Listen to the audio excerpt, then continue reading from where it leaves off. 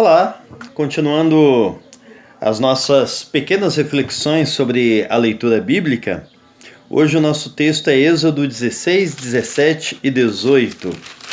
E como já encerramos no vídeo passado, falando do final de Êxodo 15, a temática agora vai ser o povo reclamando. O povo reclamando.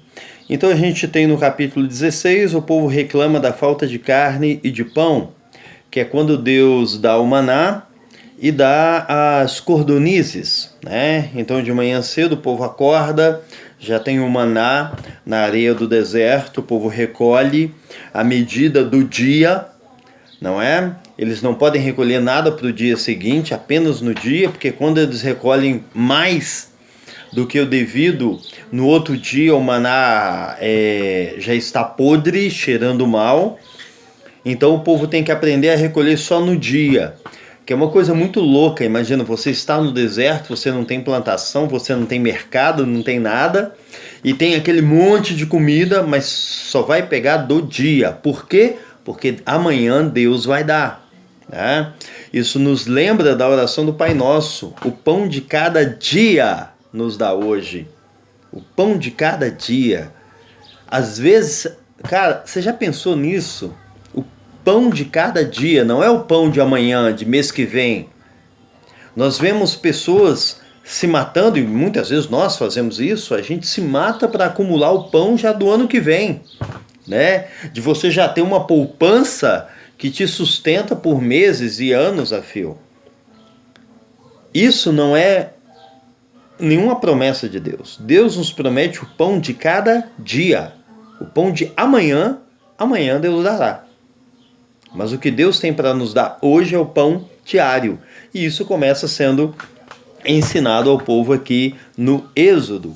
E é muito interessante que no sábado eles não podem sair para pegar o pão, né? Porque é sábado.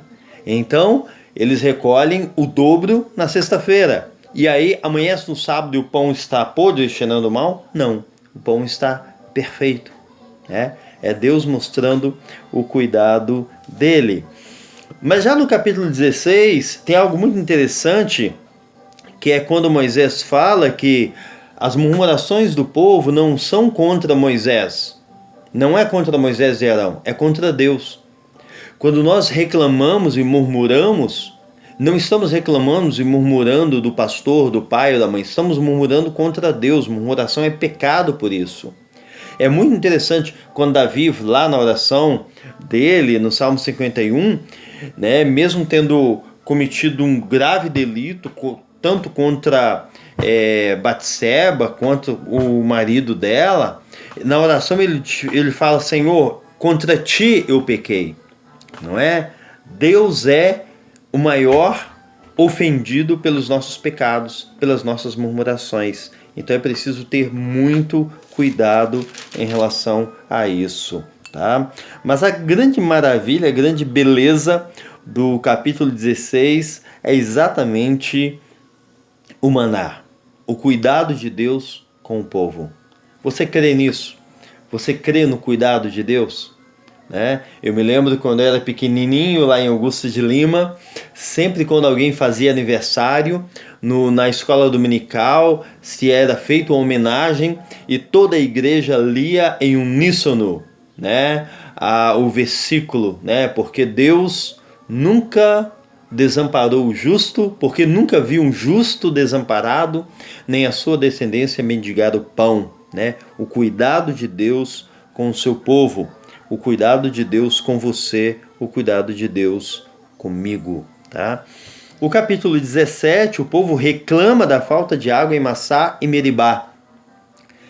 Como o padrão vai ser o mesmo. O povo tem necessidades e reclama. O povo passa por falta de água ou de comida e reclama. E aí foi muito interessante, conversando com a minha esposa, ela falou que ela estava lendo esse texto e perguntou: cara, não foi uma negligência de Moisés? Ele não sabia que o povo precisava de água e de comida? Por que deixava faltar? Isso é uma pergunta muito interessante. Eu nunca havia pensado nesse aspecto, né? A minha lindíssima esposa e tal. E aí a gente estava conversando sobre isso, né? Que as necessidades, elas são didáticas. Elas têm um objetivo, né? E aqui se vê claramente que as necessidades do povo mostrava a incredulidade do povo. As necessidades, elas têm o poder de revelar o que está no nosso interior. Os problemas têm o poder de revelar o que está no nosso interior, né? Seja a nossa fé ou a nossa incredulidade, não é? Então, é muito importante que quando você passa por necessidades, essas necessidades revelem a sua fé em Deus, a sua convicção em Deus. No caso do povo, todas as vezes que eles passavam por uma necessidade, isso mostrava a incredulidade, mostrava o coração duro, não é? Aqui no capítulo 17, por exemplo, quando eles estão com sede, o que eles falam, né? O Senhor não está no meio de nós? Teria sido melhor ficar no Egito, né? Porque lá pelo menos tínhamos sepulturas, né, para a gente morrer. Lá pelo menos havia carne, havia comida, não é? Né, o que fica no passado é embelezado, não é? Mostra o coração duro, mostra a ingratidão, não é? Deus não quer saber da gente, Deus não está, Deus nos abandonou, né?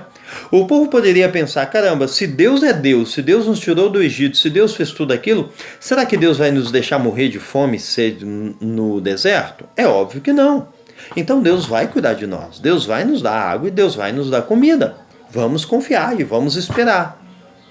Mas essa não era a atitude do povo, né? Toda vez que estavam com sede ou com fome, né, o coração duro, incrédulo e ingrato vinha à tona. E aí, uma pergunta é, quando você fica com fome, com sede, com falta de dinheiro, doente, quando você passa por aflições, o que vem à tona na sua vida?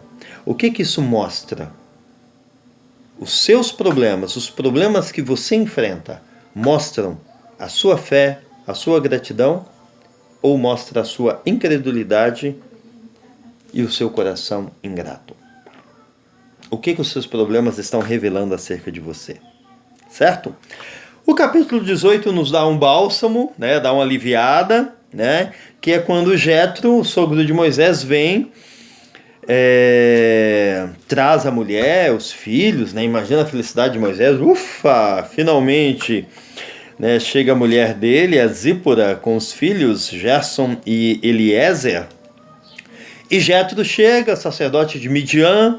É interessante que ele faz um sacrifício, é o primeiro sacrifício que o povo faz, né, depois que sai do Egito, e é exatamente um homem que não é israelita, não é? O primeiro sacrifício a Deus entre o povo de Israel é feito por alguém que não é israelita, é muito interessante isso, tá? E aí vem um famoso conselho de Jetro a Moisés. Eu anotei duas coisas. Primeiro, que todo mundo só lembra do conselho de Jetro a Moisés falando da descentralização, não é? Dele escolher homens e tudo mais. Mas esse, na verdade, é o segundo conselho de Jetro a Moisés. O primeiro conselho de Jetro a Moisés é no sentido de ensinar ao povo a lei. Porque não era isso que Moisés fazia. O que Moisés fazia? Moisés ficava diante do povo, o povo vinha a ele, e aí Moisés declarava a lei e dizia, não, a lei do Senhor diz isso, então faz isso aqui. A lei do Senhor é assim, então me dá isso aqui, faz isso aqui e tal. Né? Moisés aplicava a lei como um código, né, para o povo. E aí Jetro fala, ensina-lhes os estatutos e as leis, mostrando a eles como eles devem viver, né? Então, isso é muito interessante. O primeiro conselho de Moisés é no sentido de ensinar como que você deve fazer, como que você deve viver, né? Aplicar a lei não apenas como nas ações corretivas, né? Mas de uma forma instrutiva. Meu tempo está acabando, então o conselho de Jetro, no sentido de escolher homens e dividir a tarefa, descentralizar o governo, é muito conhecido. Eu tenho um vídeo aqui, que eu vou deixar o link, que é no sentido de que muitas pessoas tentam aplicar essa estrutura à igreja, tá? Isso não é correto. Não há hierarquia na igreja, ou pelo menos não deveria haver, tá bem? Mas você já conhece isso bem, dá uma lida. E o conselho de Jetro a Moisés é muito interessante, que Moisés Ouve, Jetro. Moisés é um líder escolhido por Deus, fala com Deus diretamente, vê a face de Deus, e mesmo assim, quando Jetro chega e fala, Moisés ouve. Tem muita gente que não chegou nem ao dedinho do pé de Moisés e já se acha o bonzão, né? Já se acha o foda, já se acha, né? Não, eu tenho todas as respostas, e qualquer crítica que é feita, ela fica toda ouriçada, tá? Moisés nos mostra aqui humildade, mansidão. Quando Jetro fala, Êxodo 18, 24, Moisés deu ouvidos ao conselho de seu sogro e fez tudo o que ele lhe disse. Tá bem? Então, ouça os bons conselhos que chegam até você. Que Deus te abençoe.